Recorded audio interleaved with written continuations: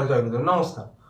আঙুল বিচারের ক্ষেত্রে যদি কোনো হাতের করতলের ওপর যে আঙুলগুলি রয়েছে সেগুলি যদি একটি সরল রেখার মতন লাইনে সুসজ্জিত থাকে, অর্থাৎ যেমন দেখতে পাচ্ছেন এই ছবিটিতে প্রত্যেকটা আঙুল রয়েছে এবং এই রকম ধনুকের মতন বেঁকে যায়নি, অর্থাৎ আঙুলগুলি যে উঠেছে করতাল থেকে সেই আঙুলগুলি ধনুকের মতন বেঁকে যায়নি, এই একটি সরল রেখার উপর রয়েছে।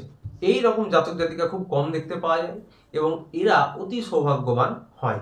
এবং আঙুলগুলির মধ্যে যে আঙুলটি সব থেকে লম্বা হয় তার প্রভাব বা তার বলাবল কিন্তু তার ফলাফল দেওয়ার প্রবণতা সব থেকে বেশি হয়। এবারে দেখুন 3 নম্বর ছবিতে একটা সমান, অর্থাৎ আঙুলগুলি এইভাবে সমান করে রাখলে একটি সমান আঙুলের ছবি দেওয়া রয়েছে, যে আঙুলগুলি প্রায় সমান্তরালভাবে খাড়া হয়ে রয়েছে। কিন্তু তারপরের ছবিটিতে 4 নম্বর ছবিটিতে দেখবেন যে একটা আঙুল এই সোজা না থেকে যদি, অর্থাৎ এরকম একটু সামনের দিকে ঝুঁকে থাকে, আঙুলগুলি একটু যদি সামনের দিকে ঝুঁকে থাকে কারো ক্ষেত্রে, সেই সব জাতক কিন্তু একটু ভীতু স্বভাবের হয়, একটু অহংকারী হয় এবং লোভী প্রকৃতির হয়ে থাকে।